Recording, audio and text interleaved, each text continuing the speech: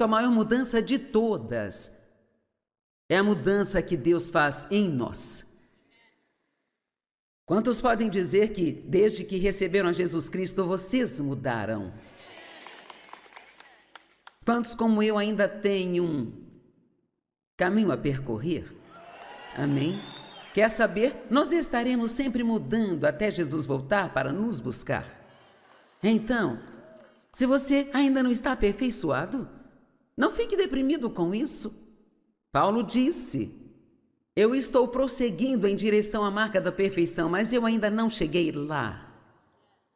Mas uma coisa eu faço, e isso é importante, deixando ir o que ficou para trás, e ele quis dizer, deixando de lado cada erro que ele cometeu, seja há 20 anos atrás ou ontem à noite. Você não pode progredir se você se sentir culpado o tempo todo por cada pequeno erro que comete. Eu disse que você não pode prosseguir se estiver arrastando um saco de culpa com você o tempo todo. Jesus já pagou pelos nossos pecados, ele assumiu a culpa e a nossa condenação. Você se arrepende, então você confessa e deixa para trás. Então você prossegue em direção às coisas que estão à frente. Continuamos prosseguindo, seguimos prosseguindo para as coisas que estão adiante de nós. Ainda não cheguei lá? Dave e eu estamos casados há 46 anos, não, 56 anos. 56 anos. Mas acho que ele foi casado com pelo menos umas 20 mulheres diferentes, sabe? Porque eu continuo mudando o tempo todo e na hora que ele se acostuma com a nova versão de mim, então Deus vem e faz uma coisa nova na minha vida e ele tem que se acostumar com uma versão melhor de mim. Pobre Dave, ele queria se casar e ele tinha 26 anos. Ele estava pronto para se casar, ele orou para que Deus lhe desse uma esposa e ele disse que seja alguém que precise de ajuda. Cara, é melhor você ter cuidado com o que ora. Tivemos 50 encontros e nos casamos. Sempre digo que ele teve que se casar logo antes de descobrir o que estava levando. E depois de 3 semanas de casados, ele olhou para mim e disse: o que é de errado com você? Eu era uma bagunça. Eu parecia bem do lado de fora, mas estava bagunçada na minha alma. Quantos sabem que é sua alma que precisa ser curada? Mesmo depois que Jesus entra em seu espírito, quando nasce de novo, ele entra em seu espírito e assim tudo é aperfeiçoado lá. A Bíblia diz que você é santificado. Todas as coisas boas, todo o fruto do Espírito, tudo de bom está aí dentro de você. Você não fica esperando para receber, você já tem, está em você. Todos repitam: eu tenho. Bem, se eu tenho, então por que não ajo conforme isso?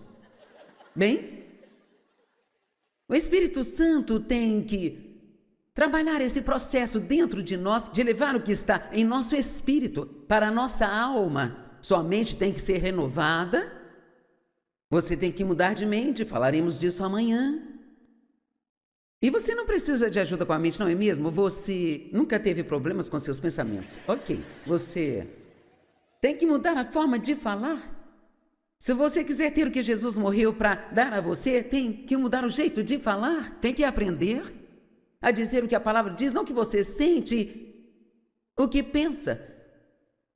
Então, à medida que a nossa alma é curada, que a nossa mente é renovada e nossa alma é curada e aprendemos a usar a nossa vontade para escolher a vontade de Deus, Deus nos deu livre-arbítrio. E sabe, algumas pessoas dizem: eu não acredito que existe o inferno, não acredito que um Deus amoroso te mandaria para o inferno. Bem, Deus não manda ninguém ir para o inferno. Eles é que escolhem ir para lá por não fazerem o que Ele manda fazer. E o inferno é real. E o céu é real. E o diabo é real. E os anjos são reais. E o mal é real. E o bem é real. E nós podemos escolher. Eis que põe diante de ti a vida e a morte, escolha a vida, para que tu e teus descendentes, toda boa decisão que você toma afeta seus descendentes. E toda decisão ruim que você toma afeta os seus descendentes. Temos 4 filhos maravilhosos e 12 netos maravilhosos e 6 bisnetos maravilhosos. Mas todos estão servindo a Deus? Mas isso começou com as decisões que Dave e eu tomamos, e as decisões que Dave tomou começaram com as decisões que a mãe dele tomou. O seu pai, ele era um alcoólatra, mas a sua mãe era uma mulher santa. Então, sabe, mesmo que você seja casado com alguém que não está vivendo uma vida santa, se você viver uma vida santa na frente de seus filhos, você pode ter um efeito sobre eles. Amém? Qualquer que seja o tipo de bagunça que a última geração lhe deu, você não precisa passar para a próxima geração. Amém? Estamos sempre querendo ver milagres. Eu adoraria ver os cegos enxergando, ver os coxos andando. Sabe o que eu decidi? Eu acredito que o maior milagre de todos é você ver uma pessoa tão bagunçada ser completamente curada e restaurada pela graça de Deus. Nós vimos milagres o tempo todo e não aprendemos o suficiente com isso. Deixe-me dizer algo. Sabe, cada pequena mudança que Deus faz em você, você precisa reservar um tempo para celebrá-la em vez de lamentar sobre todas as coisas que ainda estão erradas com você. Agora, algumas das coisas que estavam erradas comigo. Aliás, faltou até papel para anotar, sabe? 2 Coríntios 5, verso 17, se alguém, estamos todos incluídos aqui, se alguém está em Cristo, ele é, não é ele será, ele é uma nova criação, uma nova criatura por completo. A velha condição moral e espiritual anterior já, não é vai, é já. Temos que prestar atenção a essas palavras. A Bíblia diz a você o que você é e quem você é. Mas você tem que acreditar. E a mensagem que eu quero que receba hoje é: você tem que crer antes de ver. E vou dizer isso várias vezes aqui hoje. E isso é muito difícil de entender porque no mundo aprendemos o oposto. Mas na economia de Deus, a maneira como Ele faz as coisas, você tem que acreditar no que Ele diz antes de ver isso em sua vida. Seja para você assim como você acredita. Então, você diz o que Deus diz, eu sou uma nova criação. O velho homem já morreu com Cristo, eu sou uma nova criatura, e o diabo vai sussurrar em seu ouvido. Então por que você age como idiota? Bem, porque eu tenho uma carne que ainda está sendo mudada. Veja, a razão pela qual sentimos uma guerra tão grande depois que nascemos de novo. Quem se lembra de coisas que fazia antes de ser salvo, que não te incomodavam em nada, e uma vez que recebeu Jesus, agora de repente você fica incomodado quando faz essas coisas? Isso é porque você é como duas pessoas. Você é um novo homem, mas ainda está arrastando o velho homem com você, e ele tem que ser, não se esqueça dessa palavra, crucificado. Acabei de escrever no livro e custei para terminá-lo. O título é E Quanto a Mim.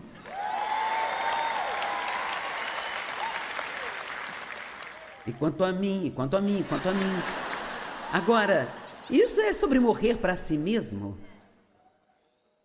Isso não é para covardes. Você não deve comprá-lo quando sair, se não estiver pronto. Mas sabe, você tem tempo para se preparar, só sairá no outono. Ele vai sair no outono deste ano. Eu gostaria de poder escrever livros, como eu quero escrever e colocar títulos, sabe, do tipo Como Morrer para Si Mesmo e as pessoas ainda comprá-lo. Mas não, você tem... Eu coloquei quanto a mim e o meu editor me disse, sim, as pessoas, elas querem algo para si mesmas, querem saber sim, e quanto a mim? Então veja, elas vão pensar que é uma coisa, mas quando pegarem vão descobrir que é uma outra coisa. Eu tive que ficar esperta com essas coisas. Você não pode simplesmente dizer às pessoas morra para si mesmo. Essa não é uma mensagem muito popular, sabe? Então Dave orou por alguém que precisava de ajuda. E eu estava preocupado o tempo todo, eu era impaciente. Eu queria controlar tudo e ficava brava quando não conseguia o que queria, era egoísta. E quando eu estava escrevendo este livro, e quanto a mim, e morrendo para si mesmo, eu recebi algumas pequenas indicações de Deus. Por que você não faz um café para o Dave? Faça isso para o Dave, faça aquilo para o Dave. E ele ficou, uau, o que está acontecendo? Isso é ótimo. E eu tive que dizer a ele, eu estou escrevendo um livro sobre egoísmo. Estou tendo que viver isso, mas ficarei feliz quando terminar o livro. Ficarei feliz quando isso acabar.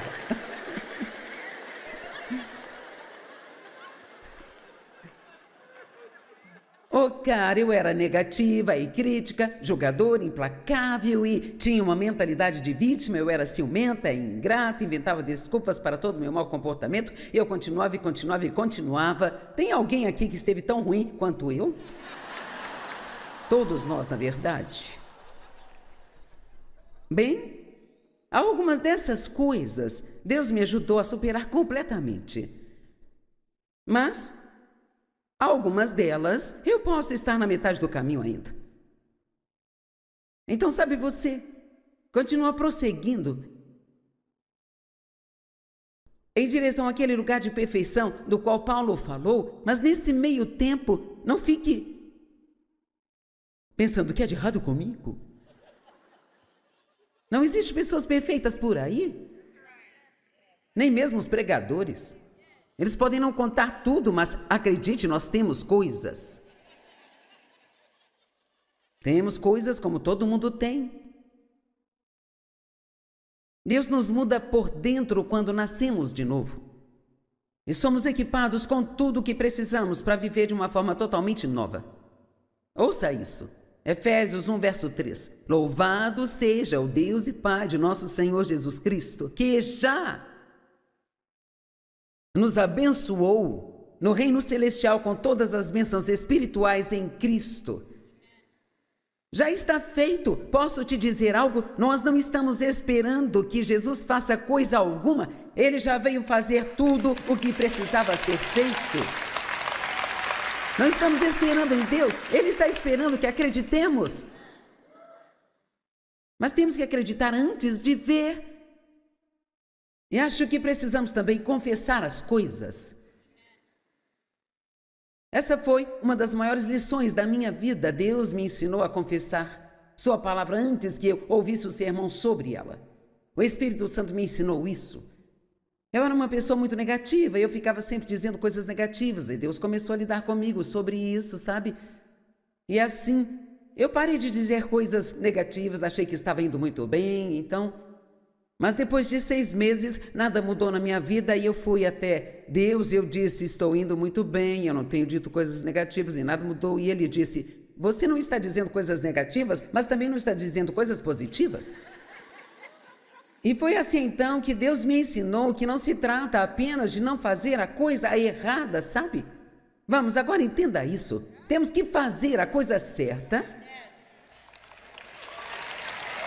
O que Jesus disse, se você expulsar o demônio e deixar o lugar vazio e limpo, ele vai voltar e trazer mais 7 demônios com ele. Você não pode ter um espaço vazio, você tem que preenchê-lo com coisas boas. E se sua mente está cheia de coisas boas, então não há lugar para pensamentos ruins entrar. Não podemos só dizer, eu vou me esforçar para não ter maus pensamentos. Não, você não precisa nem se esforçar para não ter maus pensamentos, é só começar a ter os bons.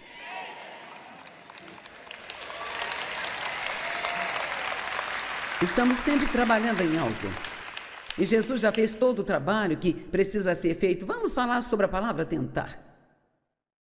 Oh, queridos, eu tentei até quase morrer. Sabe, eu tentei ser boa e eu tentei ficar calada, sabe, eu tentei. E você diz, não devemos tentar? Bem, sim e não. Você não tenta na carne.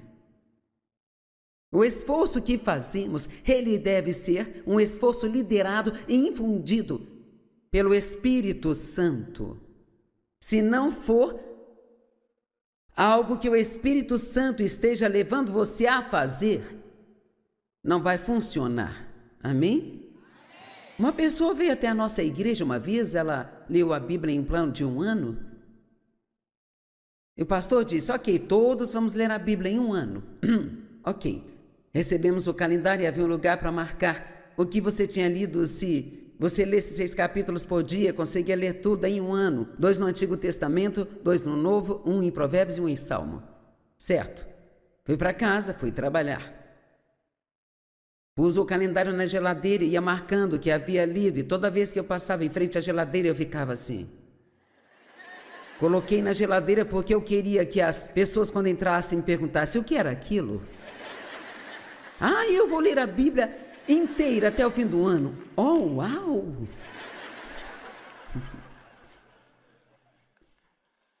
Eu estava muito bem porque eu estava tentando. Mas então, de repente, eu comecei a ter alguns buracos no meu calendário, sabe? Porque você só consegue tentar até se desgastar e... Então, quando você esgota a si mesmo... E se Deus não está naquilo, você então tem grandes problemas. Bem, eu não comecei a tentar ler a Bíblia em 1 ano porque o Espírito Santo me levou a fazer isso. Sabe por que comecei? Porque quando o pastor perguntou no domingo de manhã quem iria ler a Bíblia em 1 ano, eu não queria ser a única pessoa a não levantar a mão. Temos que nos perguntar quais são os nossos motivos, por que nós estamos fazendo. Porque se não estamos fazendo isso porque nos sentimos levados pelo Espírito a fazê-lo, se estamos fazendo para agradar aos homens e não para agradar a Deus, então isso não vai funcionar. Amém? Eu estou nisso há 45 anos, então eu estou entregando um monte de informações para vocês em um curto período de tempo. Tomem nota de tudo. Pegue a versão gravada ou compre o livro, ou seja lá o que for, mas temos que estudar essas coisas. Amém? Então, você não tenta na carne.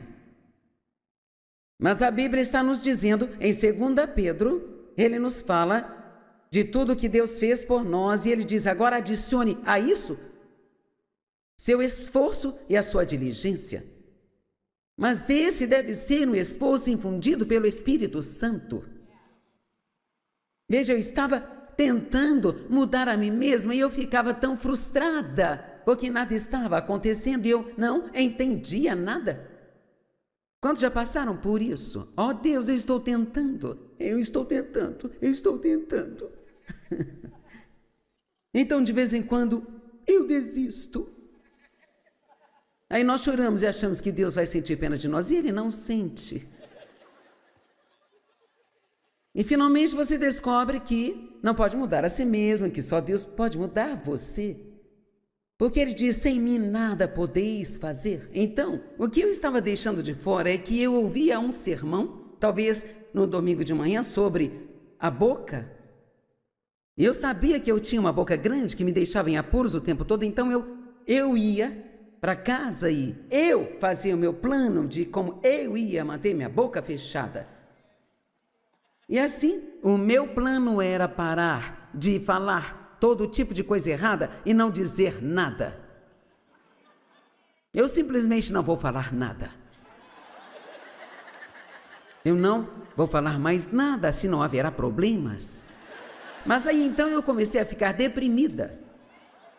Eu não entendia isso, Deus, porque eu estou ficando deprimida? Eu estou de boca fechada?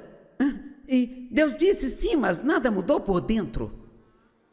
Você é como uma panela de pressão. Você tem toda essa coisa podre rolando aí dentro de você e não tem válvula para isso escapar? Quantos entendem isso? Sabe, isso não é... Tornar-se uma nova criatura em Cristo não é sobre mudança de comportamento, é uma mudança de coração. É sobre deixar Deus mudar o seu coração. Então você está fazendo a coisa certa porque você quer... E você está fazendo isso apoiado em Deus, porque você sabe que sem Ele você não pode fazer nada. Então, uma boa notícia para todos vocês que estão desgastados por tentar mudar a si mesmos. Você veio ao lugar certo para receber boas notícias? Todos vocês que estão muito cansados de tentar mudar a si mesmos, podem parar com isso. Apenas...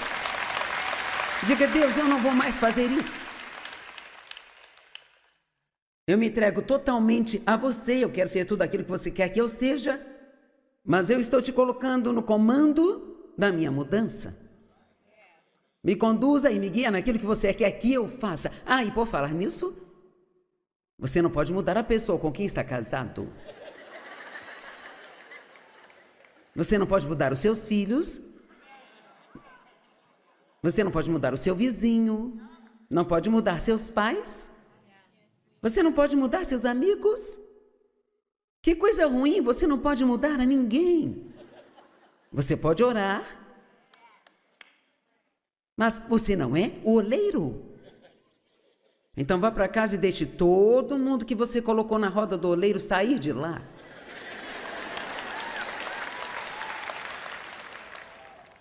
Apenas imagine a carga que sairá de você quando entender que você não é o Espírito Santo Júnior e que você não tem que mandar no mundo todo.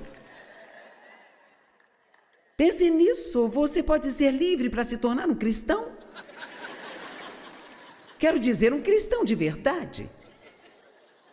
Amém? Você tem que acreditar antes de ver. Algumas pessoas dizem que é difícil viver a vida cristã. Eu posso te garantir que não é difícil, é impossível.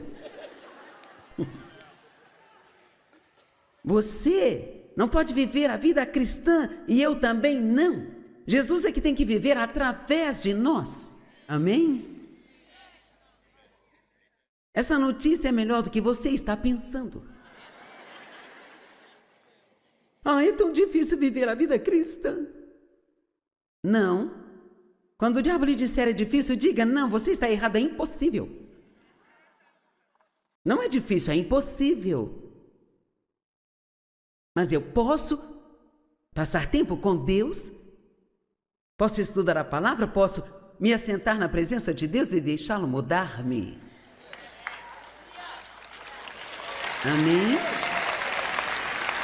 Então, você vai relaxar e algo vai mudar e você vai dizer, cara, isso só pode ser Deus.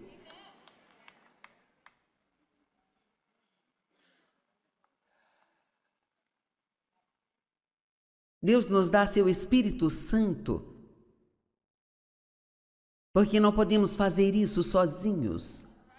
Em Filipenses 2, ele diz, trabalhe a sua salvação com temor e tremor, com séria cautela e desconfiança de si mesmo, sabendo que é Deus quem está o tempo todo trabalhando em você, dando a força que precisa para fazer o que precisa ser feito. E assim, nós temos a salvação em nós e a Bíblia diz, trabalhe isso. Ele não diz, trabalhe para isso. Ele diz, trabalhe isso, mas você trabalha com o Espírito Santo para funcionar?